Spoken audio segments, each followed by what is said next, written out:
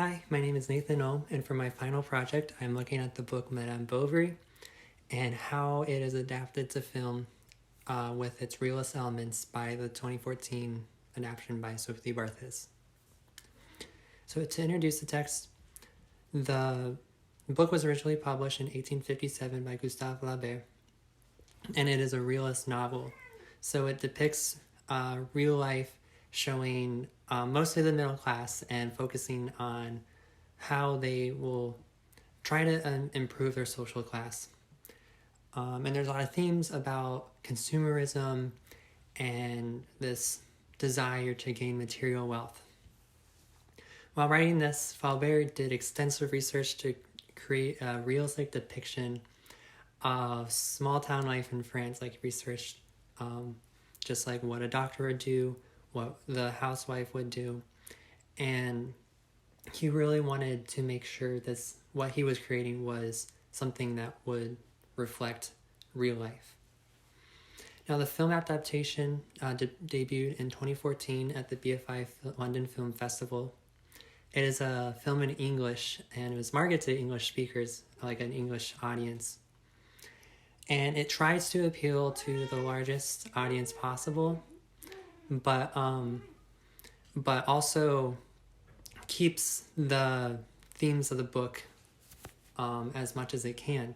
There are some significant changes, but it does try to stay true to the text when it can. It also borders the line between a heritage film and a new interpretation of the film, because it has the qualities of a heritage film, because there's a lot of big name actors, there's a large budget, but there are some significant changes that I will soon here talk about. And I'm arguing that the 2014 adaptation of Madame Bovary balances staying true to the text and appealing to a modern audience by using symbols of economic status to show Emma's down spiral and to fill the gaps where Flaubert uses narration to demonstrate these realist elements of the text, and this is very significant throughout the film.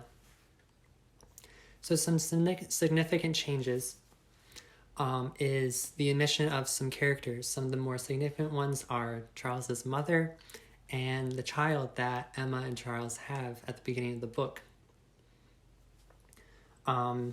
Barthes talks about how to keep a concise story, she needed to cut out some elements to make sure the story wasn't getting too convoluted or there weren't too many arcs. So this was a way that she streamlined the story. There's also no narration at all through the film. Flaubert uses a lot of narration in the text to describe visually a lot of like what people are wearing, where they are, and also just give insight to what the characters are feeling. And the film does not use any narration, so it's up to the audience to infer what is like the feelings and make their own assumptions on the visual appearances of people. Also, Charles was significantly changed in the film too. In the text, Charles is not very intelligent, and he's made to look like a fool as Emma goes and has all these affairs. But in the film, he is a very well-respected person. He is oblivious and complacent in Emma spending all the money and disappearing for long times. But he's not made to look like an idiot in this situation. Now, for the reason for change, Barthes talks about how she wants to make the story more accessible to modern audiences, and she would, as she was writing the story with the writers, she would have the book open, and every single element they would decide, like, are we keeping this? Are we cutting it? And in an interview where she talks about keep maintaining the themes of the book, she talks about how, to directly quote her, we work to try and make it contemporary thematically, but retain the authenticity of the period and location. Location is very important to the book and the film. It was filmed in Normandy, and Barthes really wanted to maintain this small town feel of the book and translate it to film. And also she talks about how creating a new adaptation of the film will bring new perspective on the themes of the book. Like she talks about consumerism and female adultery, and how creating this new film on this gives this new life in these themes and more, and updates them to the current day. She also hopes that like in the future, future adaptations will be creative, Madame Bovary, and further develop these opinions and perspectives on these themes. Now, a major aspect of the film is the wardrobe. The costume design is very well done. They put a lot of thought into what the characters are wearing. And in the book, the dresses that Emma wears are described by Flaubert, and her sense of style. Like she's always dressing up nicely. She never really stands. She always really stands out when she starts spending her money. And it's really symbolic of her desire for more social status. And it's always the dresses are always described like how it's moving around her, like it's an extension of her body. And also describing all this, all the wardrobes in the book, kind of notes how everyone's social status perceived by their just by their appearance, by their face level appearance. In the film, there are multiple dresses that Emma wears, and the costume design was meticulously thought out during production. Like a lot of the dresses come from inspiration from poetry, from music, from film, from this time period. And they convey a lot more than just Emma's desire for higher social class. So in the beginning, Emma's dresses that she's wearing, they are more for the common people. They're not these very extravagant dresses. Also, they are more neutral tone. They blend in with the background. This is to symbolize her dissatisfaction with her marriage with Charles, and that she is not really happy with her social class. Like she's wanting more. She's wanting to move to Paris. She's wanting to go to these expensive events. And as the story progresses and she starts buying these more expensive dresses, they become much more vibrant colors. She stands out from the background. She is very easy to pick out in a crowd. And this is very symbolic of her becoming happier with her status in society. She's having these affairs with Leon and the Marquis. And so she is more satisfied.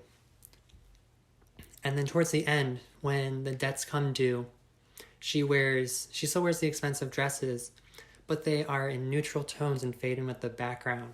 So this is symbolic of her becoming unhappy with her status again. She is losing her, like the facade is disappearing, and she's becoming one to fade into the background again, becoming one in the crowd. So the next thing I'm going to talk about is how Emma talks about, and interacts with the working class. So there's a motif in the film that every time she has an affair with either Leon or the Marquis, she runs into someone in the working class after having the affair and returning back to Charles. So I'm going to show a clip here. Unfortunately, there's no sound, so.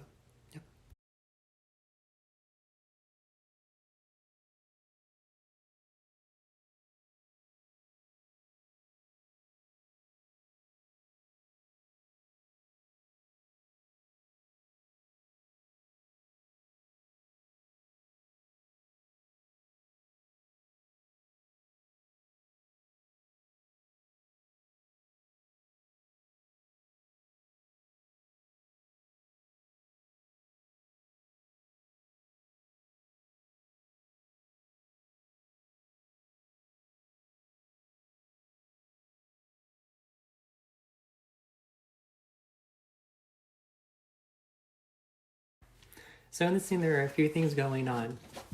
At first, it is symbolic of the community starting to become distrustful of Emma as she's having these affairs with the Marquis and Leon. And this is the first time that this motif happens. She is starting to become less liked by society. But also this is kind of symbolic of Emma's fear of falling back down to these lower class, the working class, or even the middle class. The use of this medium shot, starting with like the over the shoulder, looking at this wider shot of the woman, and then turning around and maintaining the focus on Emma as they look back at her. It's as if they are, it's like a fear that if this facade that Emma is putting up does not work, that she can fall back down again.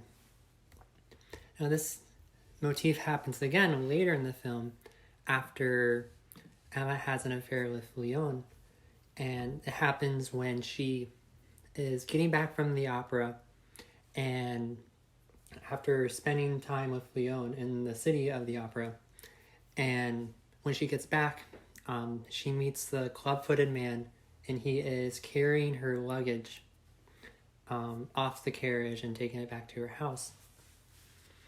And he does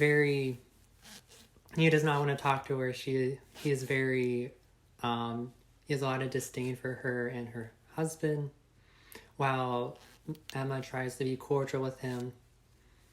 But again, like, this is her losing her facade of staying like in the upper class, of being someone of wealth, because he is someone who is against her and her husband.